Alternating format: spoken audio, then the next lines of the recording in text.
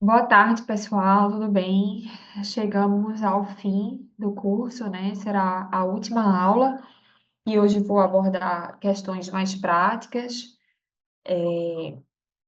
expressões, como interligar o texto, como progredir com parágrafo, como citar jurisprudência, doutrina, porque o ideal é que a gente faça um link com o que a gente vinha falando anteriormente. Então, eu vou trazer muito exemplo aqui tanto de redação errada, e corrigir, quanto de formas corretas, de exemplos que podem ser repetidos na nossa prática, né, do dia a dia. Então, hoje vai ser mais isso, né, porque eu vou falar de modelizador argumentativo, e o que é um modelizador argumentativo? São marcas que a gente deixa no texto do nosso ponto de vista.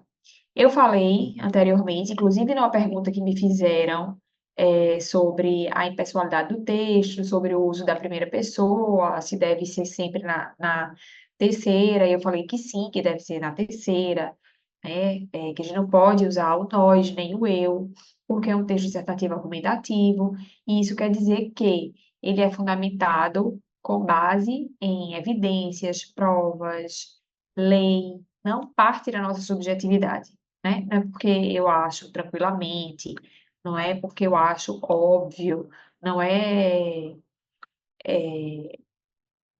por minha causa que ou pelo sofrimento de outra pessoa, né? Às vezes, quando a gente está vinculado à causa, a gente consegue sentir essa emoção, né? E às vezes nem precisa que o processo diga respeito a nossos interesses, às vezes toma um certo partido e, e acaba transparecendo emoção ou adjetivando ou usando muito advérbio. E aí eu falei que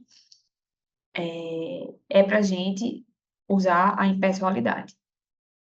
No entanto, como argumentativo, a gente precisa deixar a nossa posição. Quando a gente analisa textos em jornal, em jornal que eu digo agora, publicação, né, de jornal na internet, por exemplo. A gente, a escolha de determinada palavra, quando chama de, o bandido cometeu isso, mas quando é um estudante de classe média alta, não chama de bandido, diz que o estudante e tal vendia substância entorpecente. E quando é o nosso assistido, é o bandido, não sei o quê, traficava. Essas são escolhas de palavras que demonstram uma posição, tá? E que podem suavizar ou enfatizar um ponto de vista. E a gente defende um ponto de vista no direito, né? Por isso que eu vou trazer os modelizadores argumentativos. Geralmente eles iniciam um parágrafo, tá? Então, essas formas de interligar e de progredir com o texto, dar ênfase, isso é o que a gente vai trazer aqui. Isso porque eu vejo muito, né? E é um defeito, quando a gente quer dar muita ênfase, a gente acaba grifando, sublinhando, co- colocando tudo em negrito, caixa alta, e às vezes tudo isso ao mesmo tempo. Mas existem técnicas de redação que permitem que você dê essa ênfase de uma forma mais sofisticada, né? E não tão, vou chamar assim, de vulgar, poluída, tá? Hoje é isso que a gente vai trabalhar. Vou falar novamente do gerundismo, que é um vício de linguagem, também um problema que denota essa falta de habilidade e de conhecimento dessas técnicas de coesão de texto. A gente vai ver como evitar quando é adequado, quando é inadequado, certo? Eu estou esperando outras pessoas entrarem também, tá? Vocês vão chamando aí o pessoal da defensoria, os colegas, para assistirem à aula, para ver se a gente consegue colocar isso mais em prática nas petições. É, e depois eu vou mostrar como a gente insere, né? É, doutrina, jurisprudência, porque como eu falei que é um texto tentativo argumentativo, a gente traz esses argumentos de autoridade, que antes, por muito tempo, foi a doutrina, né? A gente usava muito a doutrina nos textos, mas hoje o principal argumento de autoridade é a jurisprudência, tá? Ela dá uma força argumentativa maior, certo? Então, hoje tudo vai ser sobre isso. E paragrafação. Paragrafação também é uma forma. Eu vou mostrar como organizar o parágrafo, e como eu venho dizendo nas outras aulas, a gente organiza o parágrafo como organiza um texto. Ele tem começo, meio e fim. A gente precisa dividir, não dá para colocar um parágrafo com 10, 9 linhas, sem período, né, com um período só. Então, ele precisa ser dividido para o leitor dar um respiro e voltar para a atenção, porque se a gente começa um parágrafo muito longo, quando ele termina, a gente não sabe como ele começou. E isso não é exagero, não, isso é verdade, tá? E quando a gente está escrevendo, é que a gente se perde mesmo. Então, podemos começar, né? Eu vou. Já entrou mais gente. Eu deixo aqui aberto para qualquer dúvida que vocês tiverem, certo? Pronto. O gerúndio, lembrando, é uma forma nominal do verbo, né? São três as formas nominais: particípio, gerúndio e infinitivo. E hoje vamos trabalhar o gerúndio. Como eu falei na primeira aula dos principais erros, o gerundismo, tudo que é ismo, né? Esse sufixo, ele traz problema. É um vício de linguagem. Ele existe, é para ser usado, claro, mas o excesso, e em momentos inadequados, sobretudo, demonstram essa falta de habilidade e de conhecimento desses mecanismos de coesão, tá? A gente vê muito aqui, todo mundo vai lembrar e vai pensar num texto dessa forma, em que a gente fica interligando uma oração na outra por meio de gerúndio, né? Acarretando isso, causando tal prejuízo, enfim, interligando dessa forma. E, como eu falei já em outras aulas, e em uma específica, a gente precisa usar os conectivos. E aí eu relembrei os conectivos com vocês, tanto o- os, os coordenativos quanto os subordinativos, tá? Então, a gente precisa começar a lançar a mão disso. Mas vamos em frente. Pode passar. Como eu disse, é um problema de coesão, né? E não há problema em usar, mas existem momentos em que ele é adequado e inadequado. Pode passar. De acordo com a norma padrão, para que serve o gerúndio e quando ele é adequado? Ele expressa uma ação contínua, né, que está em andamento. Aqui eu estou falando, então essa ação é contínua, é um gerúndio legítimo. Ele pode expressar uma situação simultânea, tá, concomitante, né? Enquanto eu tomava banho, ele estava falando de tal situação. Enfim, coisas que acontecem ao mesmo tempo. E pode representar orações subordinadas adverbiais reduzidas de gerúndio. A gente também viu aqui, né? Que as subordinadas podem ser reduzidas de infinitivo, de gerúndio, quando eu digo, ao chegar em casa, faça isso. Eu estou reduzindo a oração temporal, né? Quando chegar em casa, e reduzindo ao infinitivo. Ao chegar em casa, faça isso. Ela não tem a conjunção, ela tem o infinitivo. Eu posso dizer também, chegando em casa, faça isso. O chegando aí, quando chegar em casa, aí é reduzida de gerúndio. E a gente usa muito nos textos, nas nossas redações, o partícipio, né? É, posto isso, passada essa situação, demonstrada essa questão, a gente usa muito. E aí são orações reduzidas. Aqui a gente está falando de orações reduzidas de gerúndio. E aí pode ser causal, condicional, possessiva, temporal, tá?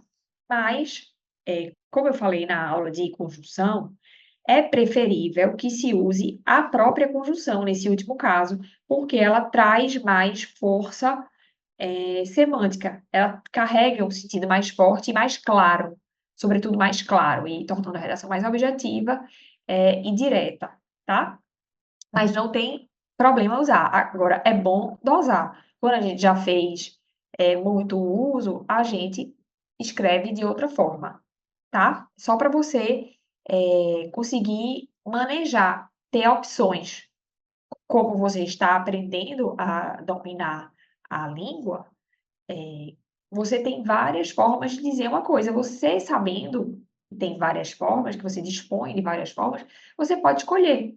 Aqui melhor se adequa ao seu texto, à sua argumentação e ao seu objetivo de convencer a outra parte, tá? A outra parte, o juiz, porque o texto é direcionado a diversos interlocutores, tá? Pode passar.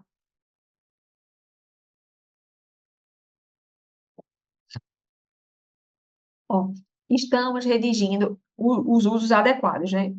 Estamos redigindo a contestação para ser entregue às 13 horas. Redigindo é porque é uma ação, que está ocorrendo, né? No próximo ano estarei trabalhando como defensora pública. Quem vai fazer concurso, né? O defensor, conhecendo a qualidade do trabalho do estagiário, aqui é uma oração que eu intercalei no meio de outra, né? Certamente o contratará como assessor. O defensor, conhecendo, né? Se ele conhecer, aqui é mais uma condicional, né? Se ele conhecer, ele certamente vai contratar, tá? Mas você veja como fica mais claro se eu usar a conjunção. Mas essa é uma conjunção legítima também. Tendo a parte apresentar a sua réplica, torne os autos conclusos. Quando a parte apresentar a sua réplica, torne os autos conclusos. É uma nova oração reduzida, de gerúndio. Solicitou os medicamentos à secretaria e esperando recebê-los. Tá? São, ações simultâneas. Quando ele solicitou isso, ele estava esperando isso. Ok? Pode passar. E quando o gerúndio vira gerundismo? Quando ele vira um vício de linguagem, né? Quando ele é usado como gerúndio particípio, né? Porque, como eu falei, essas três formas, elas têm funções. Primeiro, as três formas nominais, né? O infinitivo, ele pode assumir a forma de um substantivo se eu disser o escrever é difícil, tá? Se o gerúndio, ele pode vir como um advérbio. Saiu correndo, saiu chorando, né? É a forma como ele saiu. E o partícipe, ele vem como adjetivo. Ele vem qualificando, caracterizando um outro substantivo, tá? Trazendo uma qualidade, uma característica. Então, eu não posso dizer, quando eu uso o gerúndio funcionando como particípio, é inadequado. Quando eu digo uma petição requerendo tal coisa. Não é uma petição requerendo tal coisa. Vejam aí que eu estou caracterizando essa petição. Esse gerúndio é errado. Ele não pode ser usado dessa forma, tá? Como esse adjetivo. É uma petição por meio da qual a parte requer, certo? A forma correta, né? Quando ele estabelece uma relação de causa e consequência, é errado, tá? O genitor atrasou a pensão, causando sérios prejuízos. É uma consequência, não é a forma, correta, né? O ideal é de modo que causou sérios prejuízos, graves prejuízos, tá?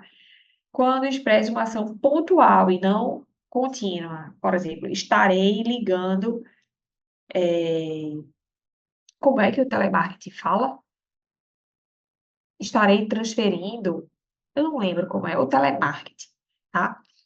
Quando empregaram depois da oração principal, trazendo uma ação posterior. A gente viu que ele só vem, de forma concomitante ou trazendo uma ação anterior, não posterior, certo? Pode passar. Ah, o telemarketing fala, vou estar transferindo, tá? É uma ação pontual, é vou transferir.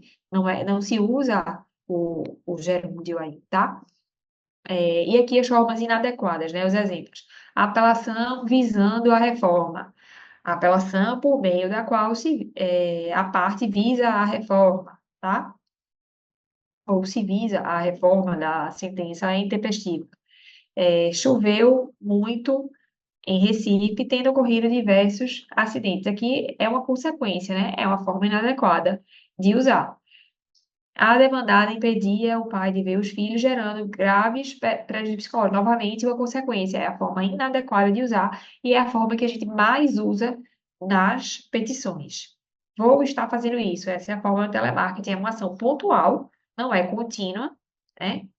E ela está usando, a pessoa está usando o gerúndio, está errado, certo? Pode passar. Face, aqui um exemplo, né, do que veio numa redação.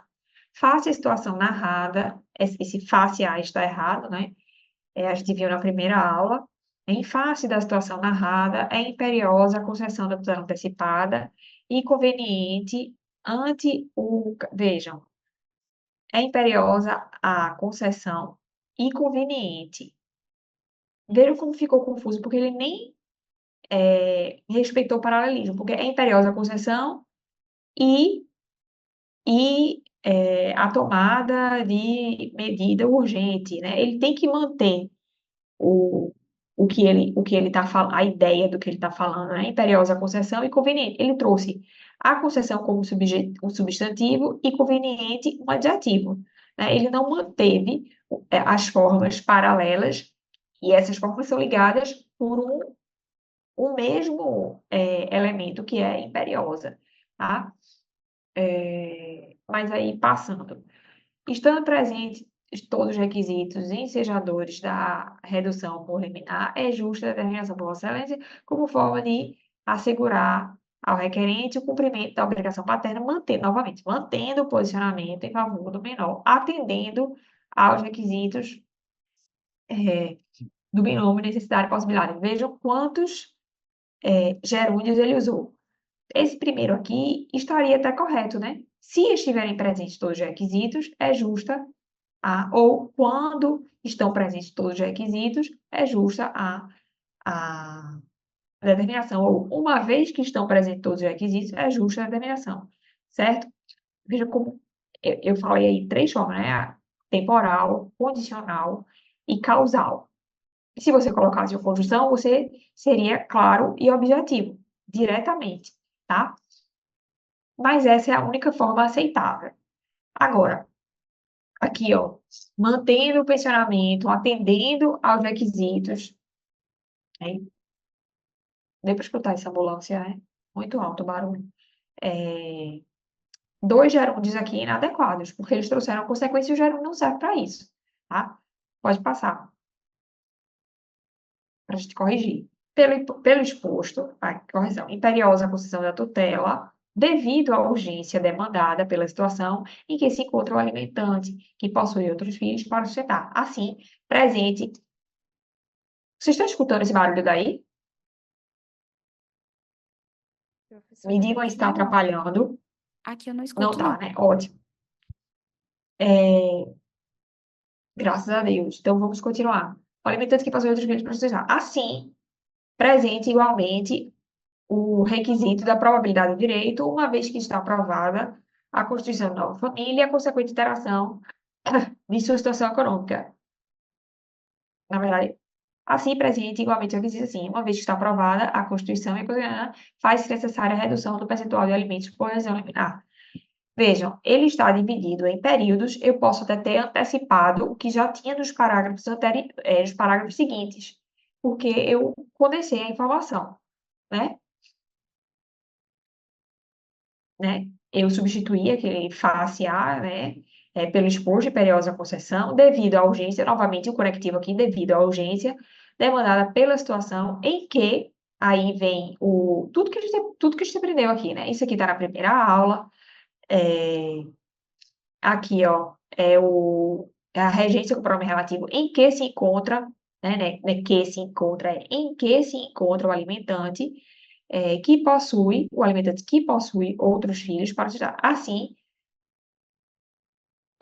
presente igualmente o requisito da propriedade de direito, uma vez que está provada a constitucional família e consequente alteração da situação econômica, faz-se necessária a redução do percentual de alimentos por decisão liminar, certo? Dividi e usei conectivos diversos, tanto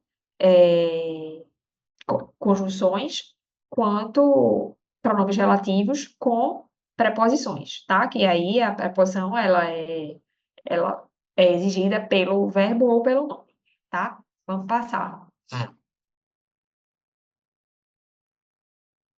As declarações trazidas na contestação em sua totalidade, em consonância com a realidade, as declarações, as declarações trazidas na contestação não estão em sua totalidade em consonância com a realidade, haja vista que o requerido atenção, que precisa haja vista. O haja vista a gente usa, geralmente, quando depois vem o substantivo, tá? Haja vista o reconhecimento do requerido, da união estável pelo requerido, tá? E não haja vista que o requerido.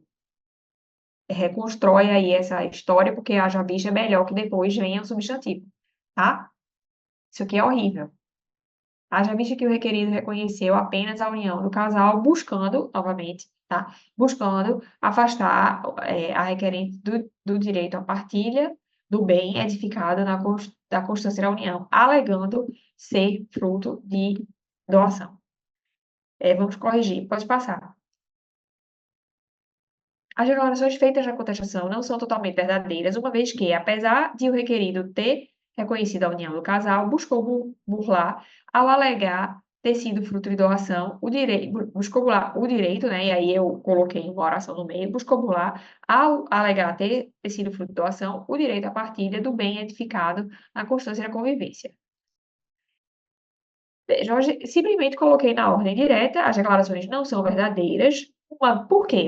Aí a gente vai responder outras perguntas e fundamental que eu estou dizendo. Por quê? Uma vez que, aí eu intercalei, apesar de o requerido ter reconhecido, e aqui lembrem-se que eu falei na primeira aula, isso aqui, de o requerido, e não do requerido ter reconhecido a união estável. Por quê? Sujeito não pode ser preposicionado. Então, a gente não pode agarrar essa preposição no sujeito, tá? Então, apesar de o requerido, apesar de ele ter feito isso, apesar de ela, apesar de eu, tá? Apesar de o requerido ter reconhecido a união do casal, buscou burlar ao alegar ter sido por doação o direito de partilha. Buscou burlar o direito. E aí eu intercalei novamente essa informação aí, eu preciso isolar por vírgula, certo? Vírgula antes de uma vez que, vírgula isolando essa oração aqui, apesar de, a concessiva, e aqui, ao alegar ter sido fruto, também entre vírgula, porque é outra oração intercalada. E aí, é uma oração reduzida de infinitivo. Tá dando para acompanhar, porque eu estou falando não só da correção, tá? Vejam que aí eliminamos os gerúndios, todos. Eliminamos. E com construções simples, ordem direta, conjunção, certo? Aí eu estou aproveitando para revisar também o que vimos nas aulas anteriores. Pode passar. O demandar. São as coisas sem sentido, tá? O demandado compareceu no ID tal. Isso aí não tem coerência com o mundo externo, né? Porque não tem como comparecer no ID tal, tá? Ele compareceu no edital, apresentando contestação, sustentando primeiramente que alguns dos medicamentos solicitados pela parte autora não estão incluídos na lista do Rename.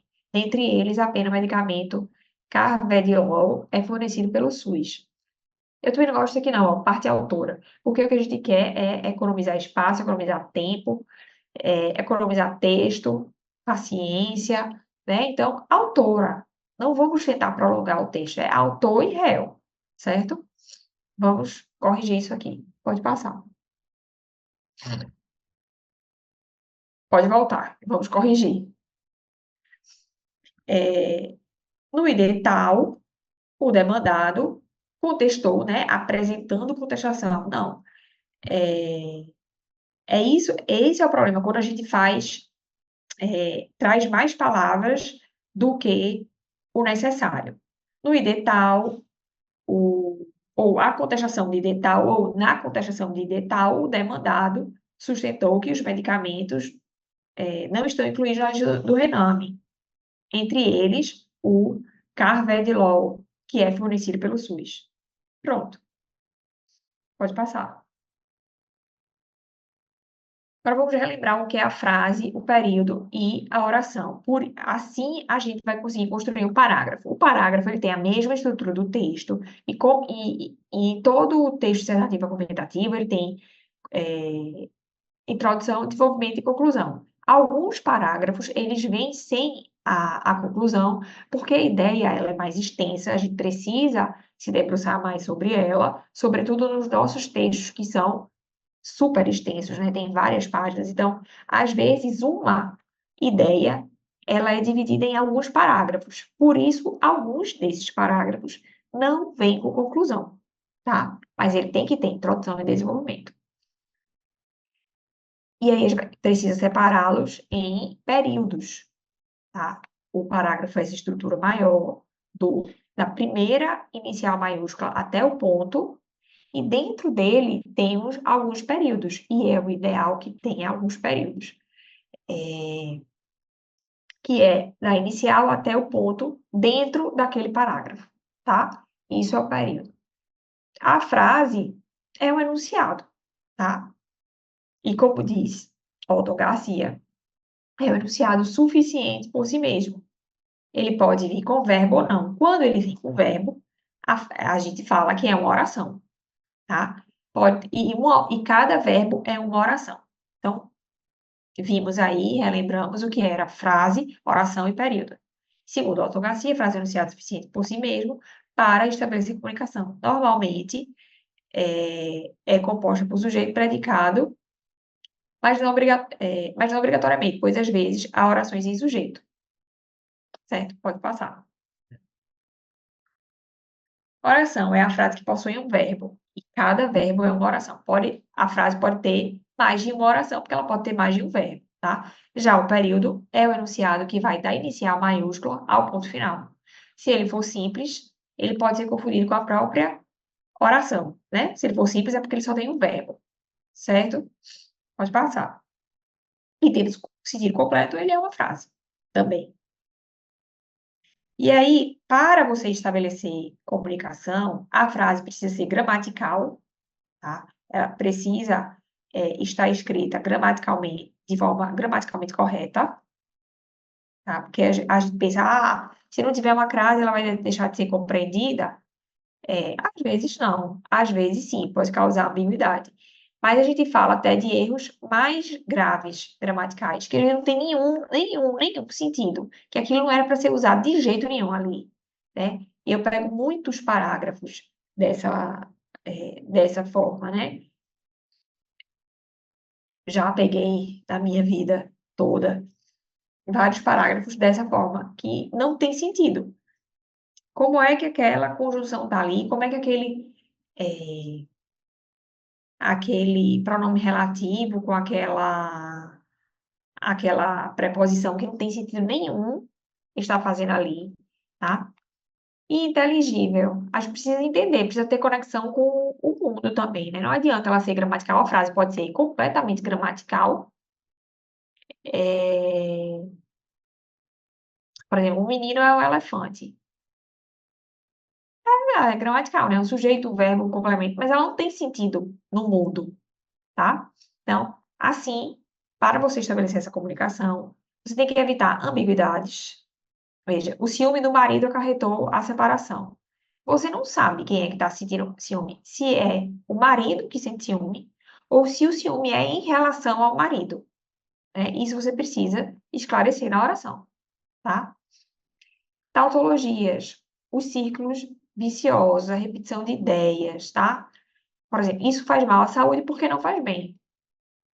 Mas aqui está claro, mas no texto, às vezes a gente diz várias vezes a mesma coisa, no mesmo período. Às vezes você acha tão importante aquela informação que você acha que ela tem que ser repetida incansavelmente. E aí você não acha uma forma de escrevê-la definitivamente forte e chamativa, e aí você fica repetindo aquela ideia. Só que tem outras formas de dar destaque a isso, tá? E a gente vai ver na construção do parágrafo como se faz, tá?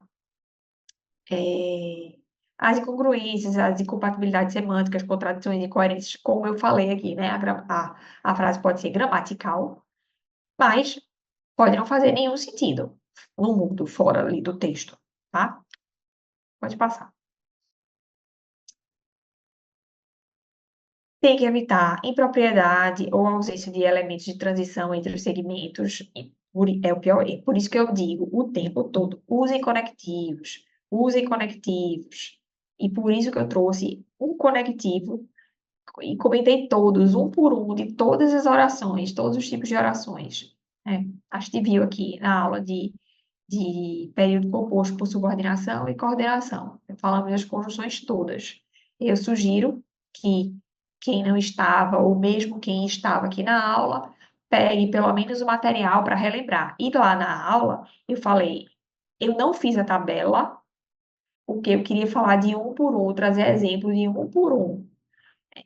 Mas eu sugeri que, para que vocês fixassem, porque conjunção a gente só estuda dessa forma, tem que fixar, decorar o sentido delas. Hoje já, Bruna, é um mais, eu sei o que é um mais, eu sei o que é um porém, eu sei o que é um porquê, eu sei o que é uma vez que.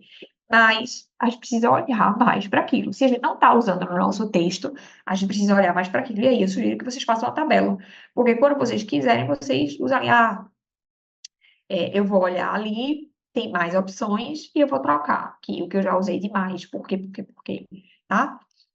Por exemplo, a omissão de ideias essenciais à progressão lógica. Por exemplo, às vezes, a gente começa um período, né, pelo fim, né? E intercala um monte de informação e não coloca a oração principal. O que você efetivamente queria dizer. Você justifica tudo antes, né? Traz tudo que é informação secundária, aí coloca um ponto, porque você já falou tanto, aí você acha que já trouxe a informação, aí você esqueceu de dizer, você começou a escrever, mas esqueceu de chegar no seu ponto. Aí coloca um ponto final, mas ali ficou incompleto, porque você colocou uma oração subordinada, né? Uma vez que se trata de embargos de declaração, interpostos tempestivamente com outra decisão de tal, em virtude do erro, em virtude da omissão constante da folha, tal e tal, porque o magistrado, o juízo não observou isso. Pronto, aí bota ponto. Faltou, né? A oração principal. Eu já até esqueci como eu comecei, certo? É isso, é essa omissão que você fica, quando você olha o texto, sim, daí, entendeu? Eu falei, a gente tem que ter uma intenção. O nosso texto tem que objetivo? Qual é o objetivo que eu quero alcançar com aquele texto? E, do ponto de vista micro, qual é o objetivo que eu quero alcançar com esse parágrafo? Qual é a informação principal desse parágrafo? Aí eu vou fundamentar. Eu não estou dizendo que o seu texto não vai ter ideias secundárias, ele vai ter ideias secundárias, mas você, na estrutura do seu texto, não vai dar posição de destaque a essas informações, né? Você vai selecionar a sua oração de destaque para adaptar, tá? E progredir, em vez de ficar rodando em círculo. Pode passar. Veja, em razão do réu, isso, vejam só, já tem problema aí, né? Em razão do réu, quando começa em razão e do já em grudado, você já sabe que tem problema. Em razão do réu e sua ex-esposa, irmã da autora, terem empregos estáveis. Quem é que tem empregos estáveis? O réu e sua ex-esposa. Então, são os sujeitos. Essa preposição aqui de não poderia estar grudada nele, né? Então, em razão de o réu e a sua ex-esposa terem empregos estáveis, o financiamento bancário foi realizado formalmente junto ao. Não existe dessa forma. Se eu digo junto a, é quando está junto, lado a lado, tá? A igreja fica junto ao banco. Aí sim. Agora, aqui não, tá? Foi realizado perante o banco, foi realizado com o banco, tá? Financiamento bancário é realizado formalmente no banco tal, em nome destes, pois, em virtude de suas melhores condições financeiras, o montante seria liberado mais rapidamente, de novo, junto à instituição bancária. Junto a, não, seria liberado mais rapidamente pela instituição bancária. Convém ressaltar que essa prática é rotineira nos meios familiares, exemplo é uma palavra masculina, né? A gente viu crase na aula passada, e só as locuções femininas trazem o acento grave, né? Fique à vontade, né? Escreveu à mão, agora, a exemplo, não, certo? Então, lendo, tentando dar um ritmo, eu fui corrigindo, né? Mas vamos ler, tentando dar ritmo aí ao que está escrito. Em razão do réu e sua ex-esposa terem empregos estáveis, o, o financiamento bancário foi realizado formalmente junto ao banco em nome destes. Pois, era para ter uma vírgula antes e não depois, né? Ele deu a pausa. Aí, né? Pois, em virtude. Mas aí sim também era para ter vírgula, por quê? Ele intercalou. Em virtude de suas melhores condições financeiras, aí vírgula antes, vírgula depois, isso aí tá certo. Mas era para ter vírgula antes e depois também. Voltando, porque eu devia ter corrigido de novo. Em razão do réu e sua ex-esposa, irmã da autora, terem empregos estáveis, o financiamento bancário foi realizado formalmente junto ao banco em nome destes, pois, em virtude das suas melhores condições financeiras, o montante seria liberado mais rapidamente junto à instituição bancária. Convém ressaltar. Aí ele colocou uma frase colada na outra, aí convém ressaltar que esta prática é rotineira nos meios familiares, a exemplo, das partes do processo. Vejam, ele colocou isso aí e acrescentou sem nenhuma progressão lógica. Porque ninguém sabe como ele chegou aí, qual é o sentido que ele quer interligar uma oração na outra, né? Pode passar.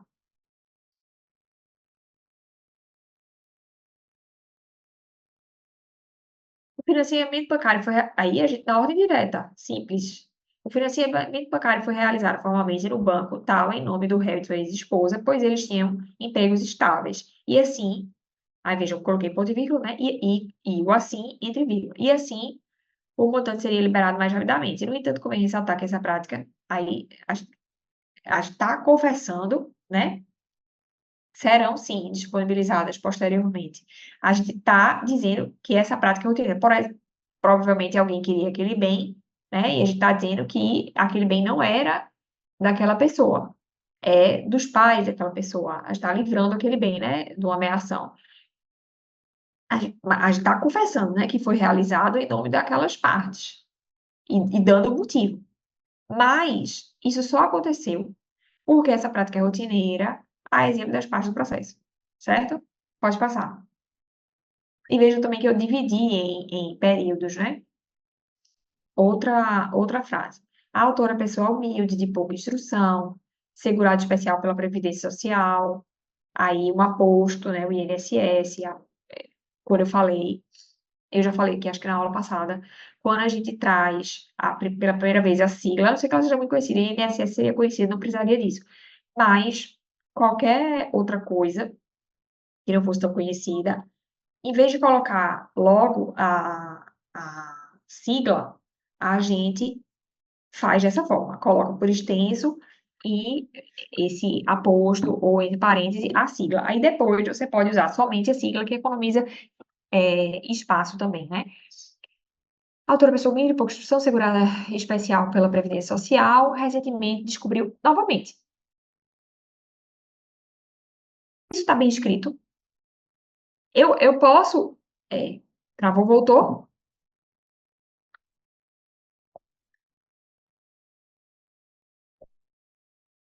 É, você está vendo que não tem. Vocês estão vendo que não tem nenhuma ligação. A informação tá ok, todo mundo entendeu, né? Ela é pessoa humilde por construção e descobriu que tinha os valores debitados mensalmente junto ao INSS. O junto aí é errado novamente. E aí, duas orações aí justapostas, mas sem vínculo. Nenhum i a pessoa colocou aí. E o i É aquela frase de arrastão que a gente viu na aula passada, que a pessoa fica emendando uma oração na outra, fragilmente interligada, né? Parecendo uma linguagem infantil, porque quem usa e então e mais o tempo todo é criança. E aí, nem isso a pessoa colocou. Mas vou continuar. A autora é pessoa humilde, de pouca instrução, Seguridade Especial pela Previdência Social, INSS, e recentemente descobriu que havia valores debitados mensalmente junto ao INSS. Sem saber do que se tratava, aí ela vai, né? Emendando mais, sem conectivo, sem nem e, sem mais. Sem saber do que se tratava, então resolveu comparecer ao Instituto de Seguridade Nacional de Seguridade, INSS 3 vezes aí. Então resolveu comparecer ao Instituto Nacional de Seguridade Social da comarca Guanambi, onde obteve o extrato e, aí novamente, o onde até tá certo aí, né? Mas aí, e foi informada, por que essa informação? Por que isso aí tá entre vírgula, foi informada? Não tem sentido, né? Obteve o extrato e foi informada que existe descontos. Aí, que existem descontos, né? Que existem descontos mensais efetuados em favor do banco tal.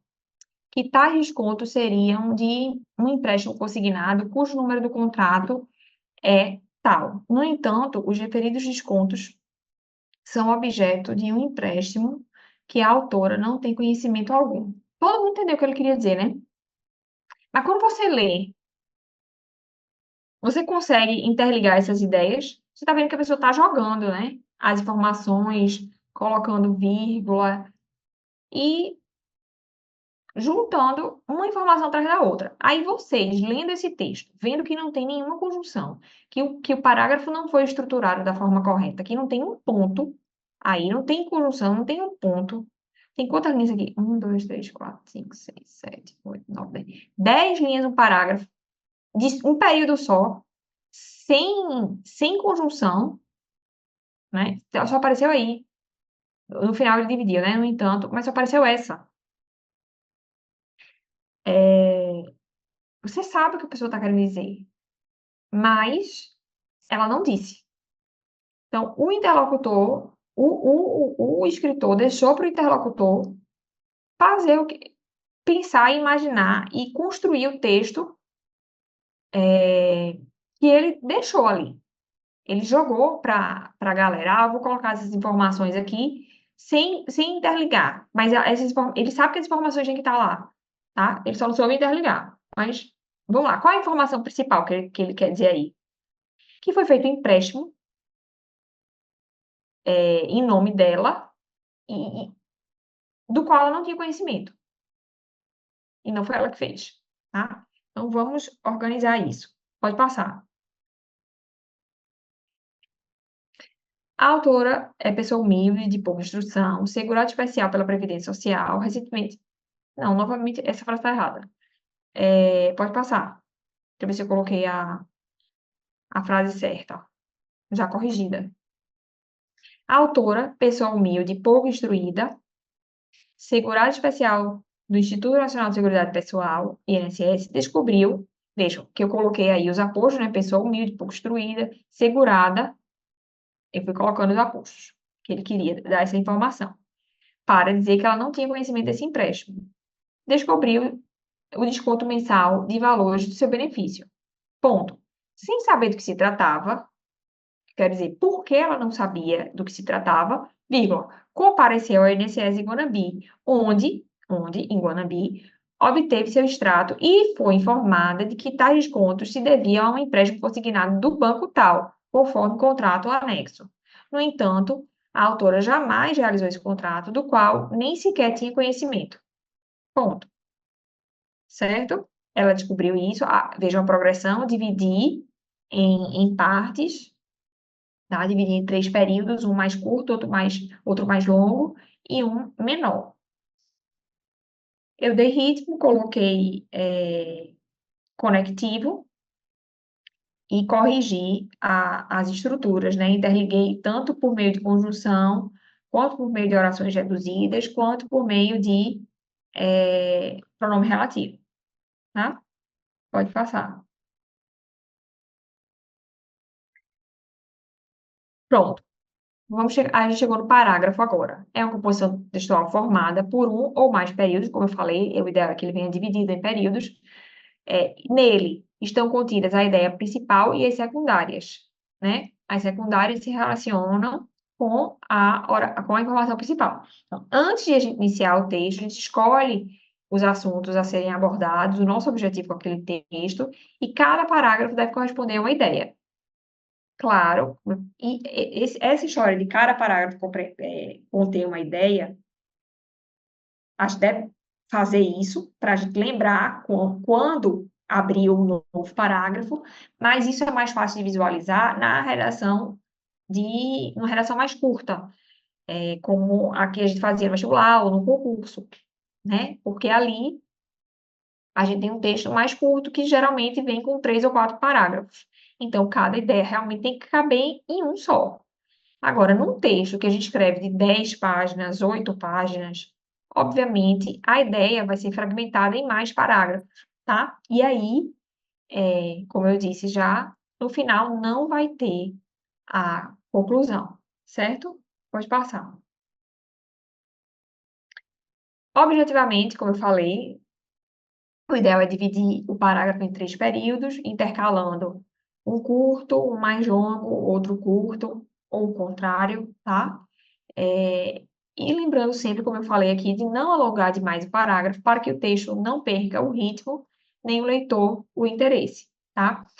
Aqui essa vírgula eu coloquei porque eu fiz uma zeugma, eu omiti o verbo perder, que já foi mencionado anteriormente e eu posso me entender facilmente aí, tá? Isso está na aula de pontuação. Pode passar.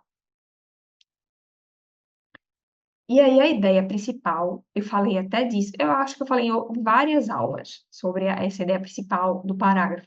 Essa ideia principal é chamada de tópico frasal, tá? É a informação central do parágrafo, é a que deve aparecer primeiro. Aquele professor, o Walton Garcia, ele fala que a ideia principal, ela vem nas extremidades, tanto no começo quanto no final. Pode vir dessa forma. E aí você vai colocando as justificativas no meio disso. Ele quer dizer que pode vir no final também, mas vamos trabalhar com a ideia de colocar no começo.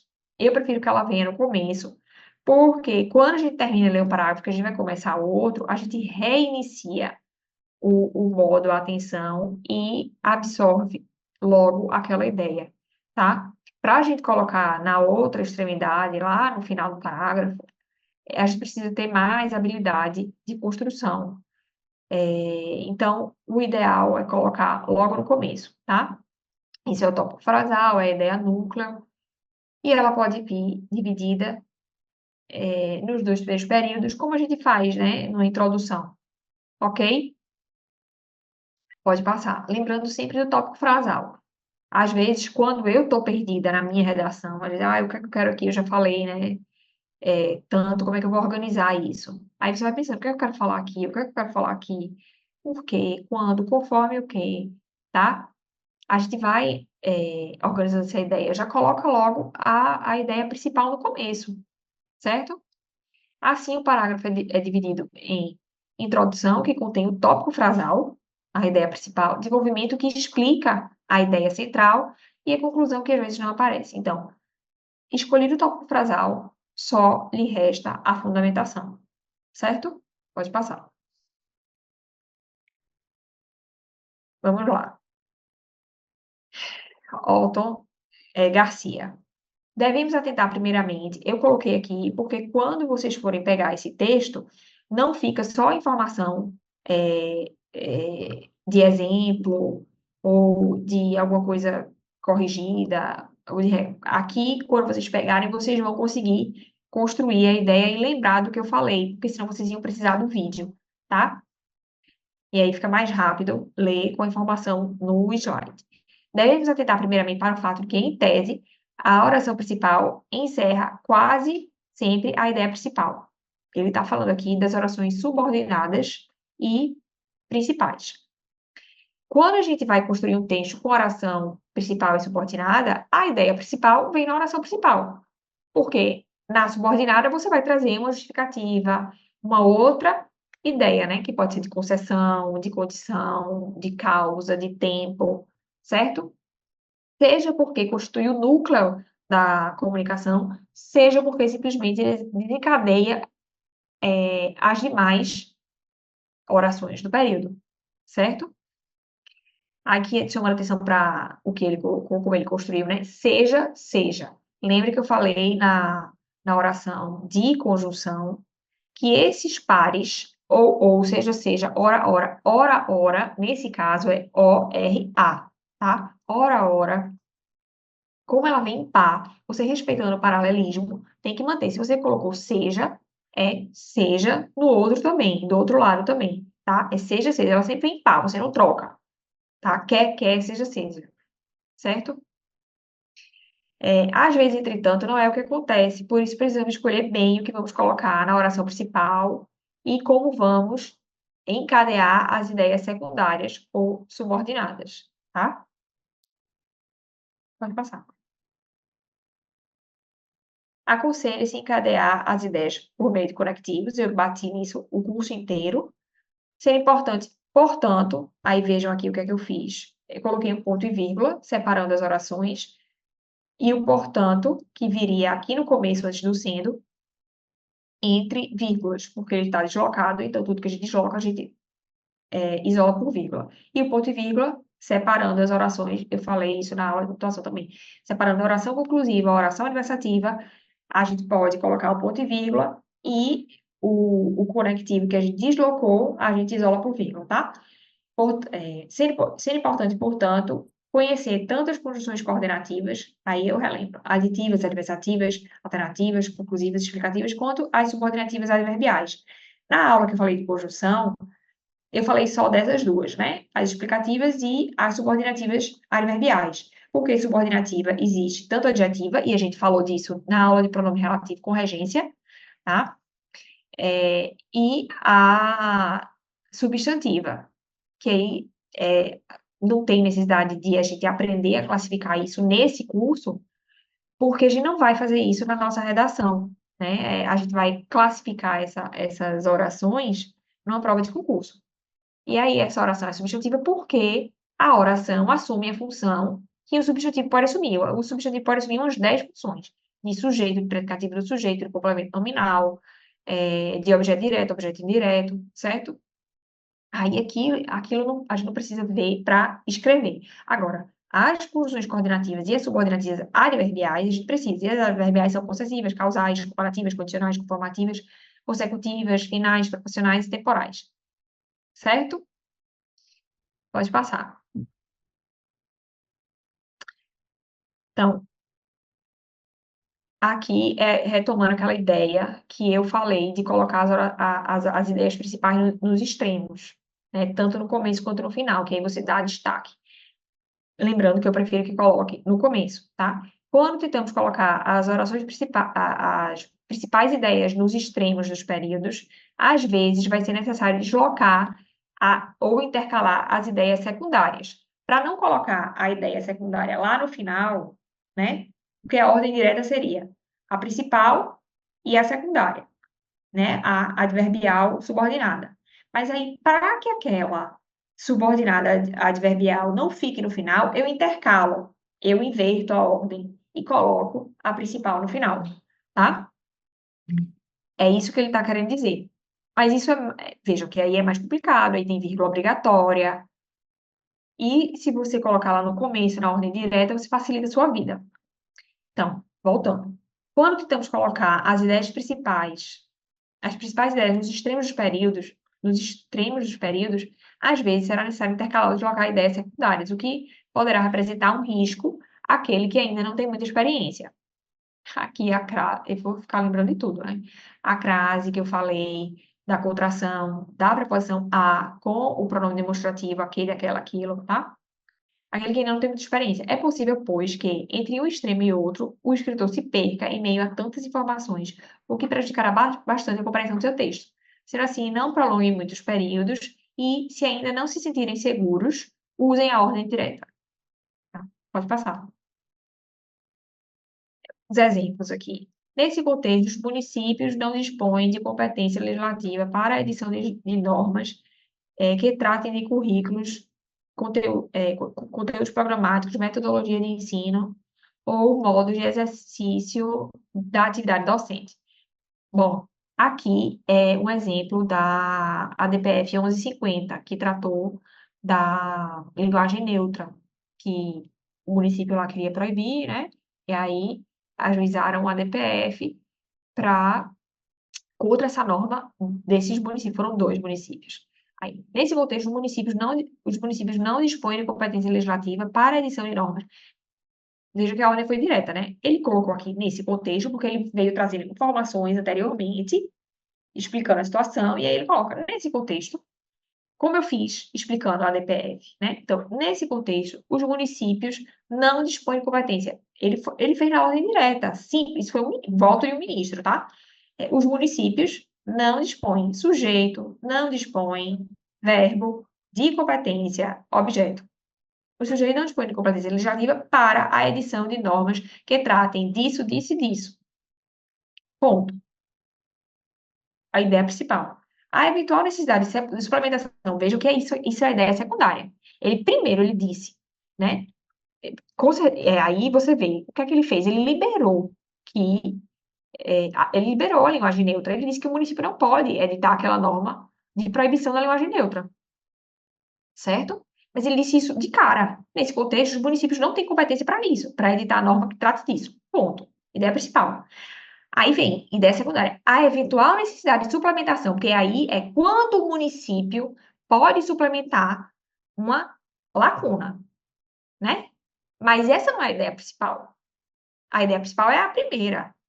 Esse é o objetivo do texto dele, é dizer que o município... Isso aí foi só um parágrafo do texto inteiro. E aí a gente já, por esse parágrafo, sabe o que veio na decisão e do que se tratava, né?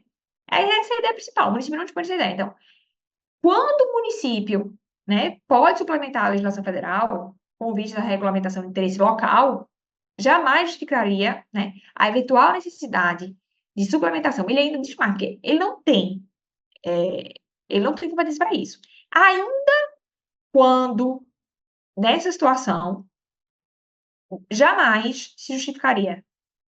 Ele reforça o argumento dele com a ideia secundária.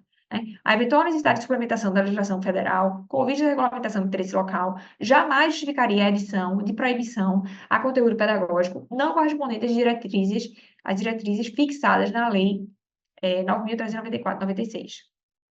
Certo? Deu para entender que foi simples. Simples.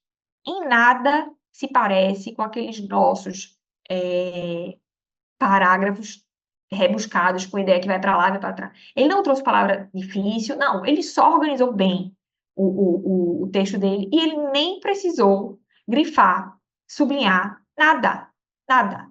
E não é porque é uma decisão, não é porque é um ministro que ele não precisa convencer. Eu acho que ele precisa mais do que todo mundo convencer, porque a gente precisa aderir àquela decisão, tá? E continua sendo um texto dissertativo argumentativo. Pode passar. A proibição de divulgação de conteúdos na atividade de ensino em estabelecimentos educacionais nos moldes efetivados pela lei municipal impugnada implica ingerência explícita. Veja, novamente, ele trouxe a ideia principal, que é essa violação, a ingerência explícita, que é o que é proibido, tá? E ele intercalou a informação. A proibição de divulgação de conteúdo na atividade de ensino de estabelecimentos educacionais, aí ele intercalou, vírgula, nos moldes efetivados pela lei municipal impugnada, vírgula, implica ingerência. A proibição de divulgação de conteúdos implica ingerência explícita do Poder Legislativo Municipal no currículo pedagógico ministrado por instituições de ensino vinculadas ao Sistema Nacional de Educação e, consequentemente, submetidas à disciplina da Lei de Diretrizes e Bases Educacionais.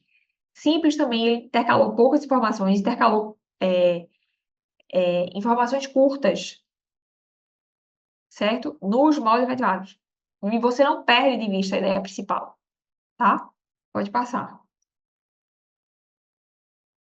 Deu para entender, né? Agora a gente vai para os modalizadores argumentativos, que é a nossa marca, é o que a gente está defendendo. Aí a gente precisa olhar para a nossa posição, quem é que a gente representa naquele texto, qual é a nossa intenção. A gente vai se contrapor, a gente vai reforçar uma ideia, tá? A gente vai dar ênfase a uma ideia. Esse é o argumento. Porque tem várias formas de dizer uma coisa. Como eu falei, quando a gente lê uma reportagem no Instagram, porque agora a gente lê a reportagem do jornal no Instagram. Quando a gente lê, a gente sabe qual é a posição daquele jornal, por causa das palavras que ele usou. A gente, no nosso texto, também. A gente pode dizer de diversas formas uma mesma coisa. Mas aí a gente vai dar ênfase no que a gente quer defender, tá? Ele vai dar ênfase, vai se contrapor, vai ser a favor daquilo. Então, esses são os modalizadores argumentativos, tá? É muito diferente eu dizer. é, eu vou dar exemplos aqui, né? A inde- é, o período indenizatório, o dano sofrido,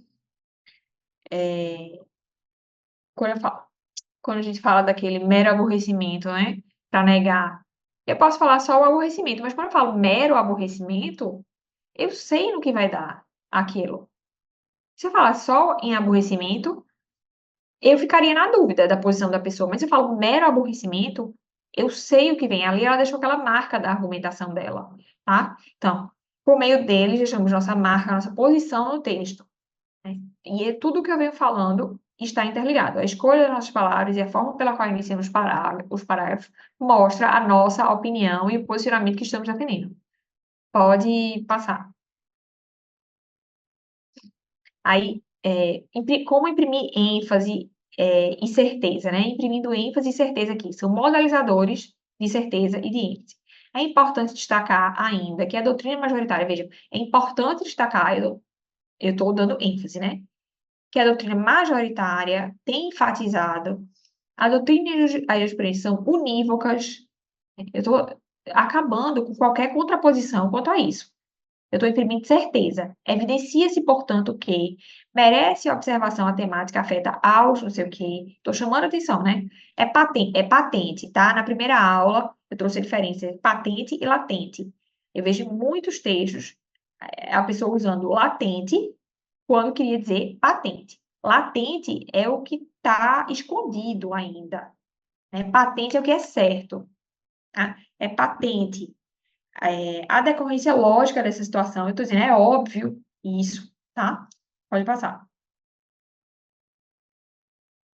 Não restam dúvidas quanto ao fato narrado, é evidente, importa destacar que, impende ressaltar que, ainda sobre isso, cumpre registrar que, em verdade tem-se, vale, cumpre salientar, tá? Essas são marcas do texto e serve para você interligar, né? Aqueles parágrafos que eu trouxe anteriormente, que vai colocando uma ideia colada na outra, com vírgula, sem nada, a gente evita, porque a gente vai pulando o parágrafo e vai colocando esses elementos. E a gente vai interligando, né? Vai dando continuidade ao texto, tá? Pode passar.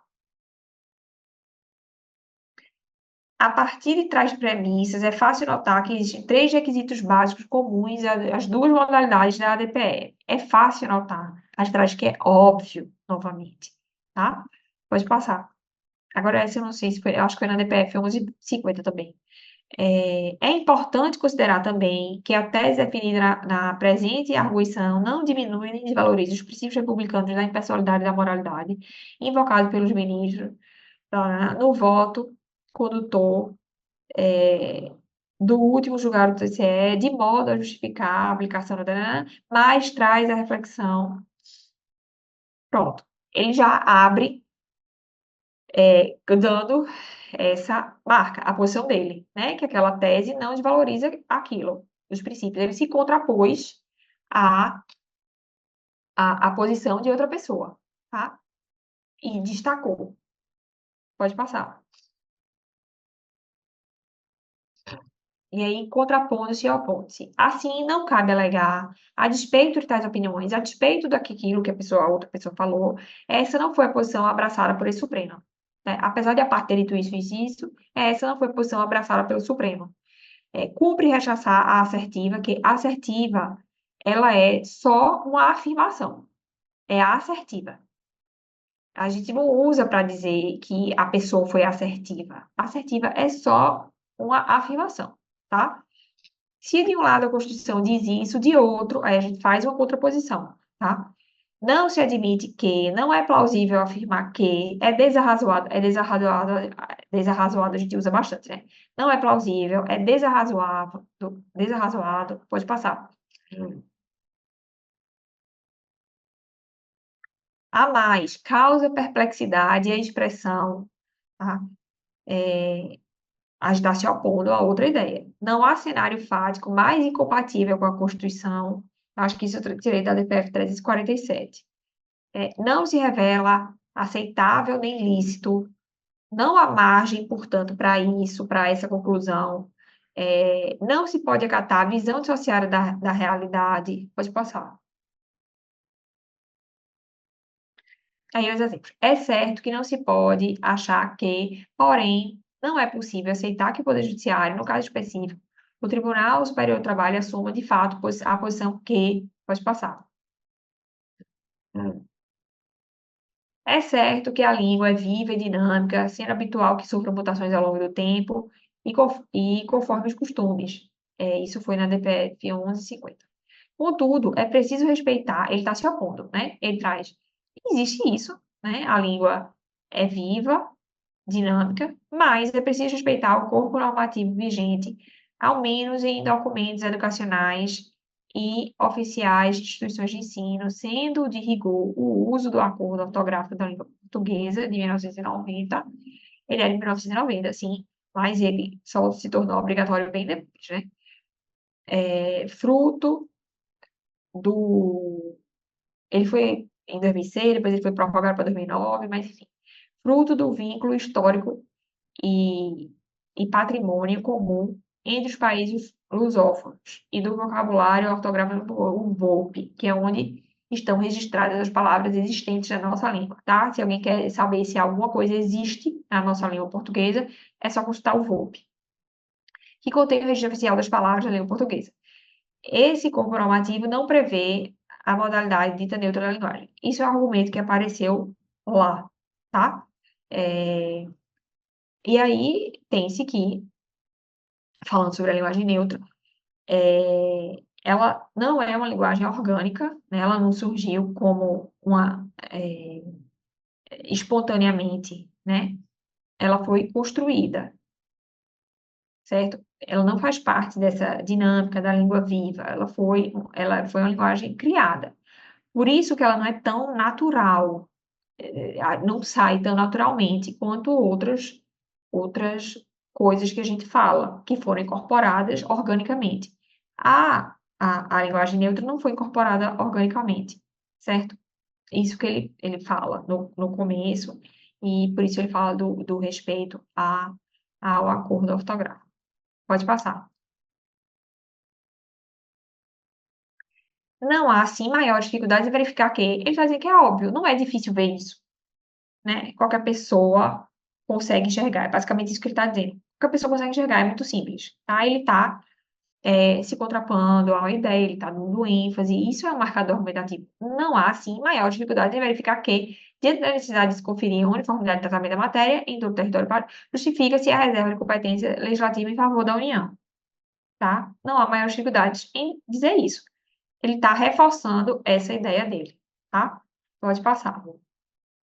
E aí tem os exemplos que eu trouxe, que iniciam de uma outra forma, e que acrescenta uma forma, um modelizador argumentativo, que eu não trouxe ali de exemplo, e aí vocês podem, quando vocês forem redigir, consultar também. Depois isso é incorporado organicamente. No começo a gente dá essa forçada, consultando e lendo, depois a gente vai lembrando e vai construindo mais facilmente. Destacando o argumento. Conforme já destacado, cumpre ressaltar que, conforme já salientado, impende ressaltar que, impende salientar que a maior motivação da propositura dessa ação é isso, isso e isso, com efeito não é razoável, tá?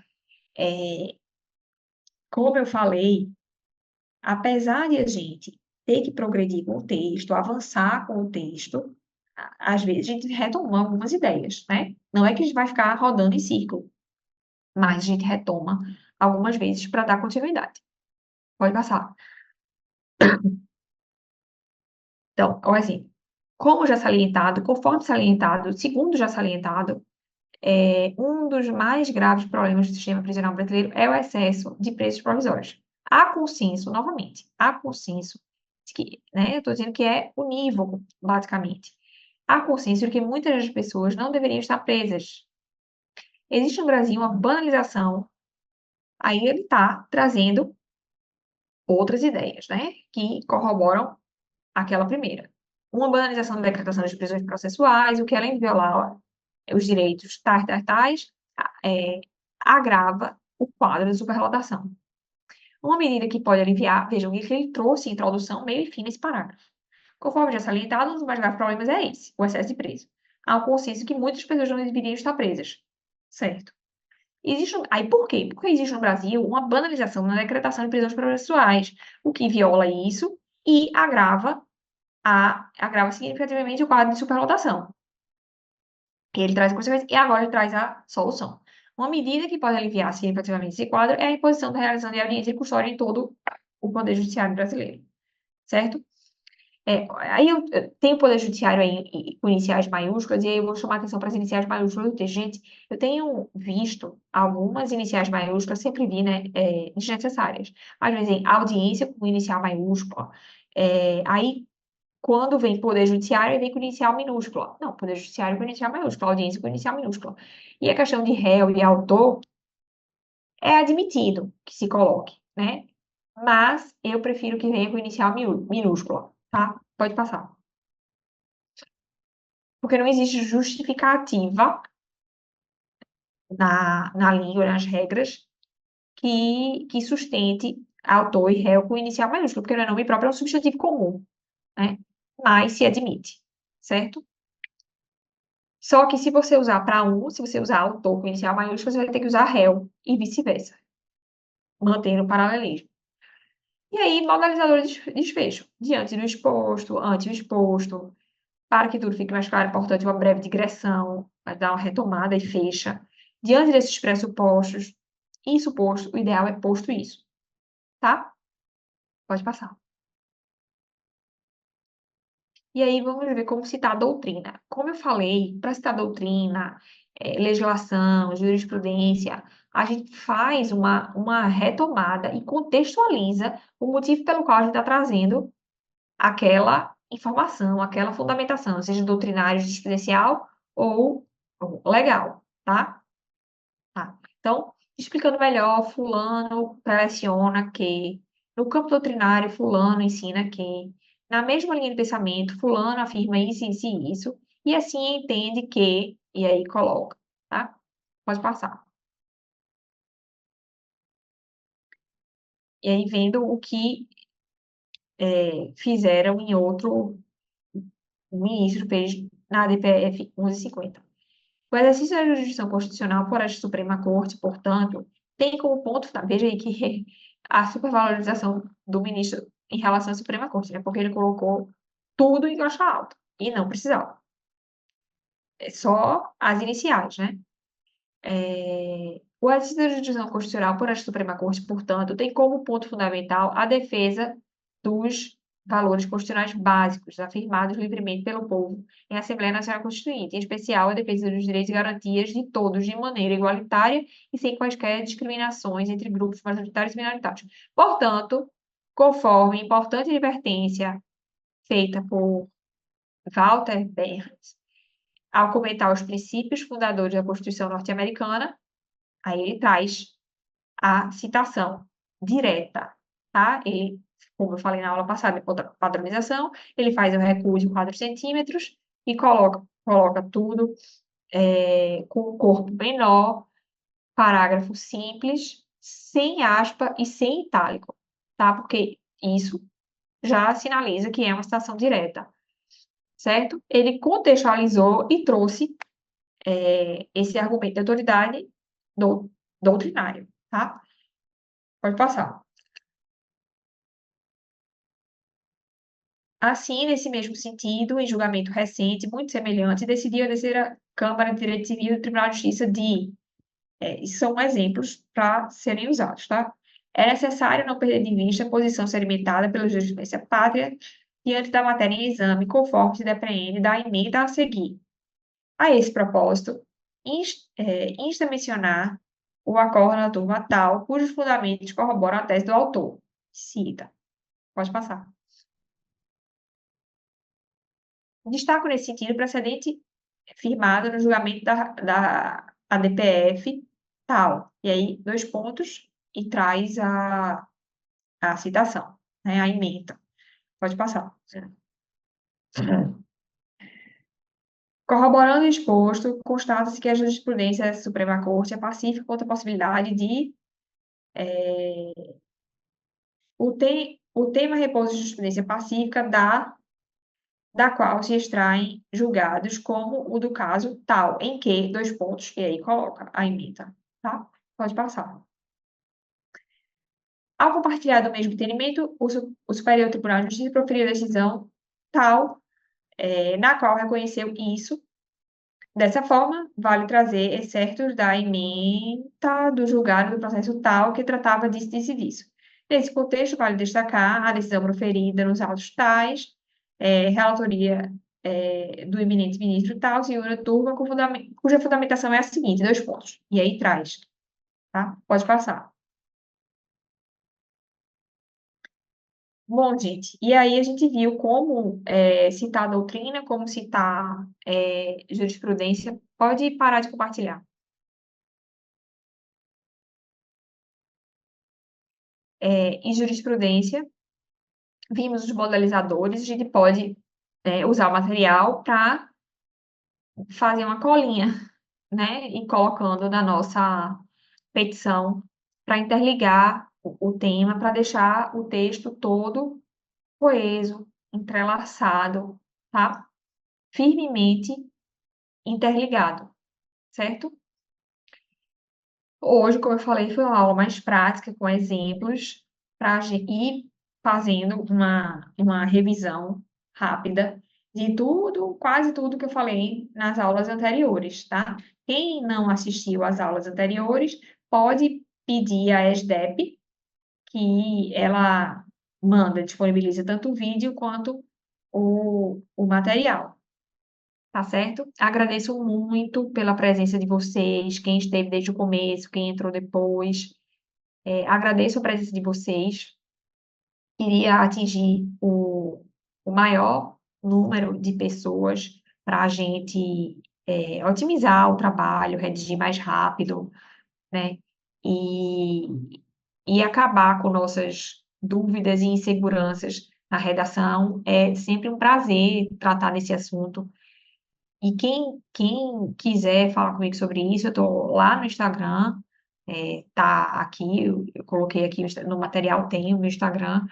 Qualquer dúvida também estou à disposição. Eu realmente espero ter ajudado, ter contribuído para o conhecimento de vocês e o fortalecimento da segurança na hora de escrever, porque eu sei que é difícil, não é uma coisa tão natural, né, quanto falar.